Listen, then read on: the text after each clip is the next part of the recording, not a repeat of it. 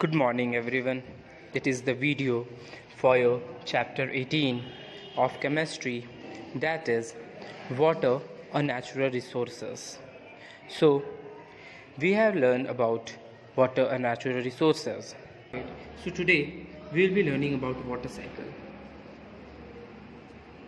Water cycle. Water cycle नाम ही से पता चल रहा है पानी का सर्कुलेशन। तो साइकिल किसको बोलते हैं? Something that occur repeatedly. तो कोई भी अगर कोई ऑर्डर में मीन्स लिख सकते हैं इन अ पर्टिकुलर ऑर्डर, कोई भी चीज़ अगर पर्टिकुलर ऑर्डर में वो रिपीट कर रहा है तो उस मूवमेंट को हम लोग साइकिल बोलते हैं। तो जब देखते हैं कि वाटर जो है ये कॉन्स्टेंटली मूव करते रहता है, कहाँ से कहाँ? अर्थ से air and again back to earth, फिर अर्थ पर आकर एयर, फिर अगेन टू अर्थ। तो ये जो सर्कुलेशन है, रिपीट जो कर रहा है वाटर का, इसको हम लोग वाटर साइकिल बोलते हैं। मीन्स इसका डेफिनेशन लिख सकते हैं, the circulation of water from the earth to the atmosphere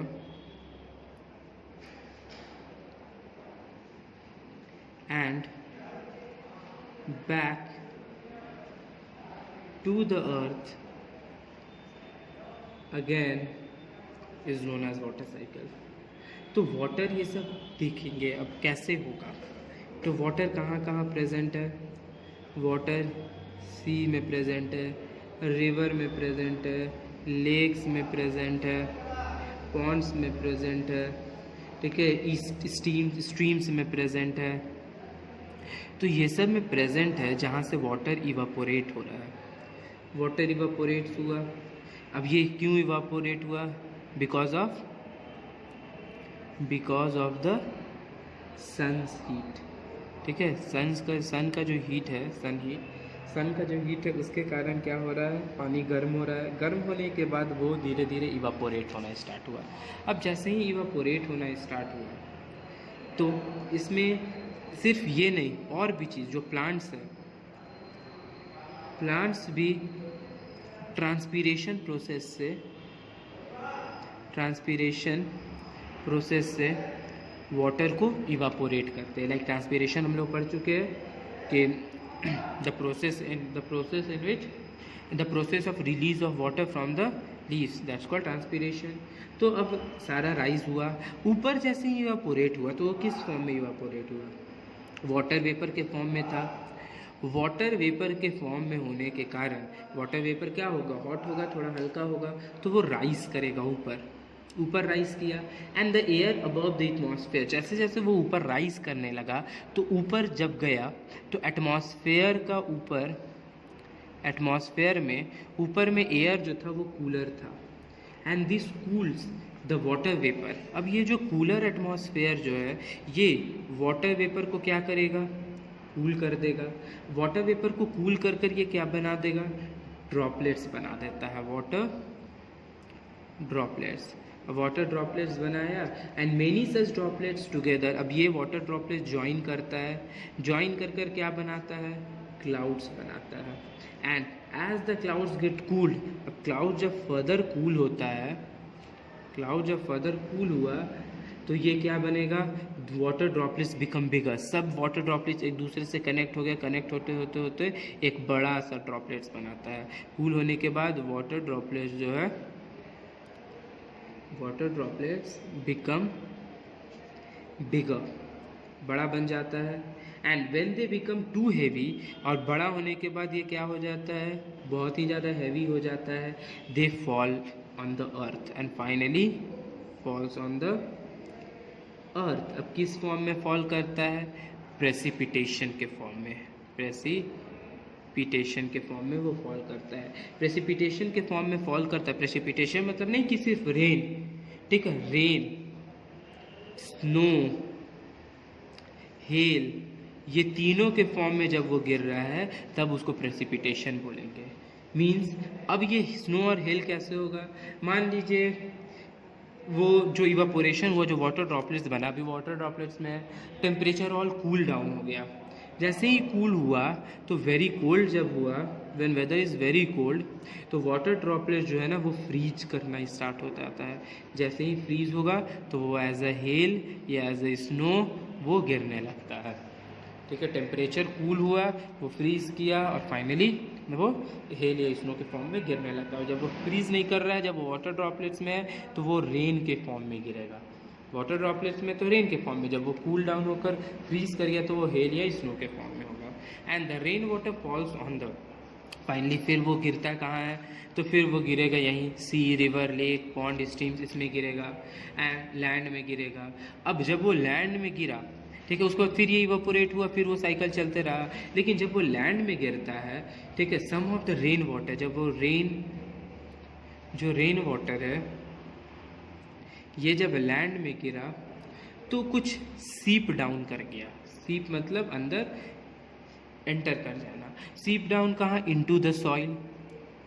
ठीक है, सीन सॉइल पोरस होता है, पोरस मतलब जिसमें पानी अच्छे से घुस सकता है, पानी और एयर। तो सीप डाउन कर गया अंदर, सीप डाउन किया और गैदर कर गया एंड गैदर अंदर, जैसे पानी के नीचे में एक पूरा लेयर होता है, ठीक है, वहाँ पर वो जाकर गैदर किया एंड गैदर्ड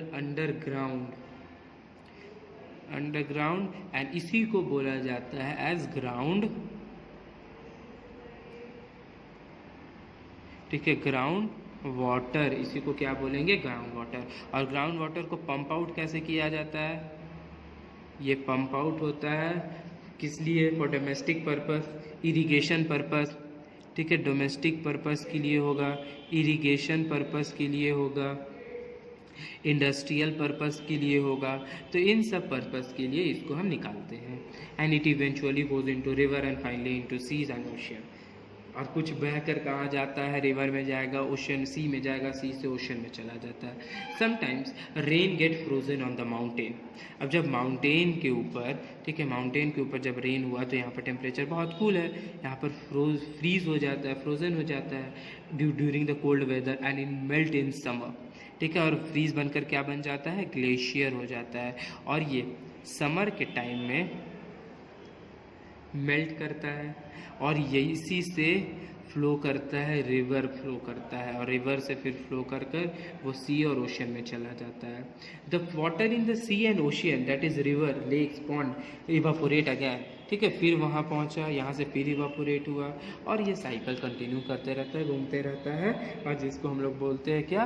कि water cycle. Okay, so this was topic from water cycle. After that sources of water. अब पानी हम लोग को कहाँ कहाँ से मिलता है? तो वाटर जो है वो हम लोग को, सोर्सेस ऑफ वाटर जब हम लोग पढ़ेंगे तो सोर्सेस ऑफ वाटर के लिए, सोर्सेस ऑफ वाटर, तो पहला है रेन वाटर। रेन वाटर से भी हम लोग को पानी मिलता है। रेन वाटर ये मेन सोर्स है, main source of water. It rains when the water vapour is air condense. अभी पढ़े थे कि जब वाटर वेपर ऊपर जाके कंडेंस होता है तो रेन होता है। अब ये जो रेन वाटर होता है ये फ्री फ्रॉम जर्म्स होता है, ठीक है, एंड सॉल्युबल सॉलिड इम्प्योरिटी, जो भी डस्ट है, जो भी जर्म्स है, उससे ये फ्री होता है।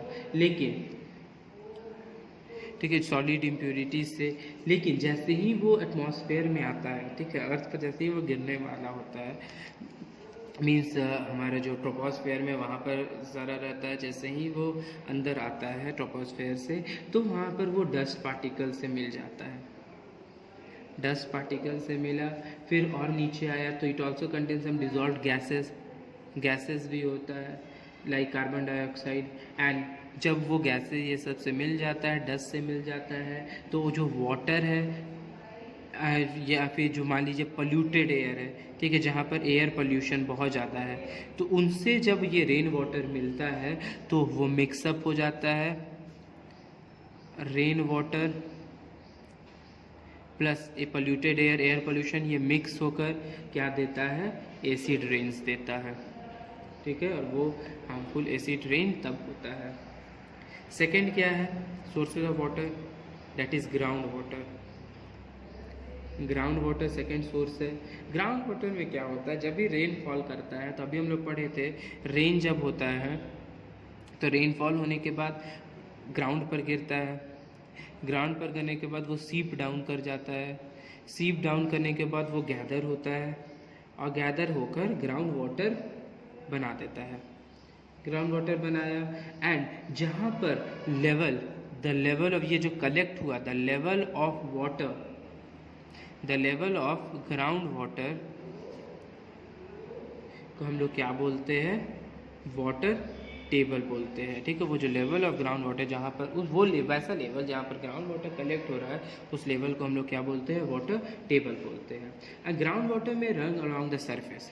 अब जो ग्राउंड वाटर है ये सरफेस पे भी रन करता है, जो नॉन पोरस सरफेस है लाइक कंक्रीट का जो रोड हो गया, ठीक है, ये सब सरफेस पे रन करता है।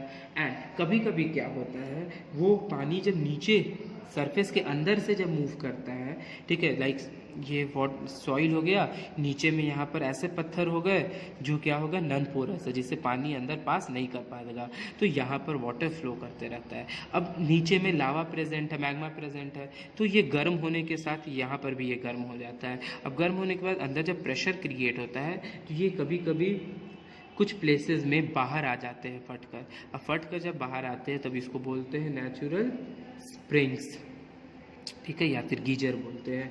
ये नेचुरल स्प्रिंग हो गया। Ground water is the source of lake and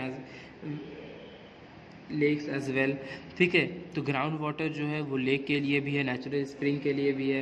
and as ground water passes the soil, जब ग्राउंड वाटर लाइक ये पोरस हो गया तो सॉइल के अंदर नीचे पास किया, अंदर गया, तो जब वो पास करता है सॉइल से, जब ग्राउंड वाटर पास करता है तो ये फिल्टर होते जाता है। एंड फिल्टर होने के बाद, क्योंकि सेवरल लेयर्स है, बहुत सारे लेयर है, टॉप सॉइल है, सब सॉइल है, बेड रॉक है, पेरेंट रॉक है, तब जाके ग्राउंड वाटर है, तो सेवरल लेयर्स है, तो लेयर्स के साथ फिल्टर होते रहता है। एंड फिल्टर होने के बाद सैंड है अंदर, रॉक है अंदर, ये सब फिल्टर हो गया and it is there for almost free from suspended particle. And finally कोई भी उसमें सस्पेंडेड पार्टिकल्स नहीं होता है, सस्पेंडेड इम्प्यूरिटीज़ नहीं होता, ये सारे से फ्री हो जाते हैं।